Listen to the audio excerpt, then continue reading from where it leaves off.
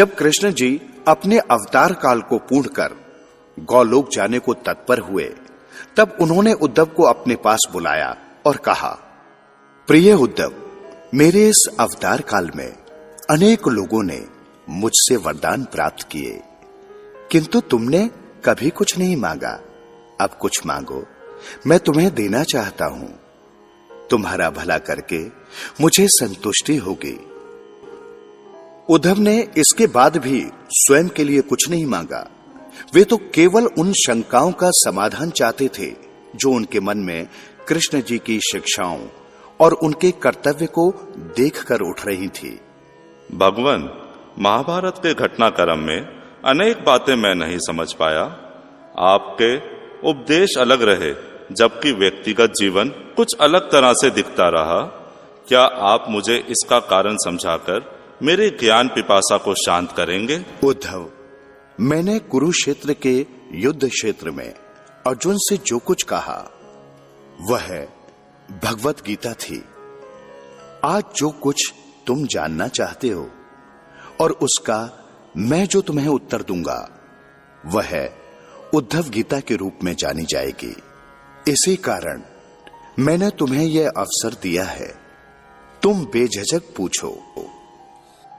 हे कृष्ण, सबसे पहले मुझे यह बताओ कि सच्चा मित्र कौन होता है? सच्चा मित्र वो है जो जरूरत पड़ने पर मित्र की बिना मांगे मदद करे। कृष्ण, आप पांडवों के आत्मीय प्रिय मित्र थे। अपात बांधव के रूप में उन्होंने सदा आप पर भरोसा किया। कृष्ण, आप महान ज्ञानी हैं। आप भूत, वर्तमान व भविष्य के ज्ञाता हैं, किंतु आपने सच्चे मित्र की जो परिभाषा दी है, क्या आपको नहीं लगता कि आपने उस परिभाषा के अनुसार कार्य नहीं किया? आपने धर्मराज युधिष्ठिर को जुआ खेलने से रोका क्यों नहीं? चलो ठीक है कि आपने उन्हें नहीं रोका, लेकिन आपने भाग्य को भी धर्मराज के पक्ष में भी नहीं मोड़ा। आप चाहते तो युधिष्ठिर जीत सकते थे। आप कम से कम उन्हें धन, राज्य और यहां तक कि खुद को हारने के बाद तो रोक सकते थे। उसके बाद जब उन्होंने अपने भाइयों को दांव पर लगाना शुरू किया, तब तो आप सभा कक्ष पहुंच सकते थे। आपने वो भी नहीं किया। उसके बाद जब दुर्योधन ने पांडवों को सदैव अच्छी किस्मत वाला बताते हुए द्रौपदी को दांव पर लगाने को प्रेरित किया और जीतने पर हारा हुआ सब कुछ वापस कर देने का लालच दिया, कम से कम तब तो आप हस्तक्षेप कर सकते थे। अपनी दिव्य शक्ति के द्वारा आप पास से धर्मराज के अनुकूल कर सकते थे। इसके स्थान पर आपने तब हस्तक्षेप किया जब द्रौपदी लगभग अपना शील खो चुकी थी। तब आपने उसे वस्त्र देकर द्रौपदी के शील को बचाने का दावा किया। लेकिन आप यह दावा भी कैसे कर सकते हैं? उसे एक आदमी घसीट कर सभा कक्ष में लाता है और इतने सारे लोगों के सामने निर्वस्त्र करने के लिए छोड़ देता है। एक महिला का शील क्या बचा? आपने क्या बचाया? अगर आपने संकट के समय में अपनों की मदद नहीं की तो आपको आपात बांधक कैसे कहा जा सकता है? बताइए, आपने संकट के समय में मदद नहीं की तो क्या फायदा? क्या यही धर्म है? प्रिय उद्धव, ये सृष्टि का नियम है कि विवेकवान ही जीतता है। उस समय दुर्योधन के पास विवेक था, धर्मराज के पास नहीं। यही कारण रहा है कि धर्मराज पराजित हुए। दुर्योधन के पास जुआ खेलने के लिए पैसा और धन तो बहुत था, लेकिन उसे पासों का खेल खेलना नहीं आता था। इसलिए उसने अपने मामा शकुनी का द्युति क्रीड़ा के लिए उपयोग किया। यही विवेक है। धर्मराज भी इसी प्रकार सोच सकते थे और अपने चचेरे भाई से पेशकश कर सकते थे कि उनकी तरफ से मैं खेलूंगा। जरा विचार करो कि अगर शकुनी और मैं खेलते तो कौन जीतता? पासे के अंक उसके अनुसार आते या मेरे अनुसार? चलो इस बात को जाने दो। उन्होंने मुझे खेल में शामिल नहीं किया। इस बात के लिए उन्हें माफ किया जा सकता है, लेकिन उन्होंने विवेक शून्यता से एक और बड़ी गलती की। उन्होंने मुझसे प्रार्थना की कि मैं तब तक सभा कक्ष में ना आऊं जब तक कि मुझे बुलाया न जाए, क्योंकि वे अपने दुर्भाग्य से खेल मुझसे छुपकर खेलना चाहते थे। वे नहीं चाहते थे मुझे मालूम पड़े कि वे जुआ खेल रहे हैं। इसी प्रकार उन्होंने मुझे अपनी प्रार्थना से बांध दिया। मुझे सभा कक्ष में आने की अनुमति नहीं थी। इसके बाद भी मैं कक्ष के बाहर इंतजार कर रहा था कि कब कोई मुझे बुलाता है।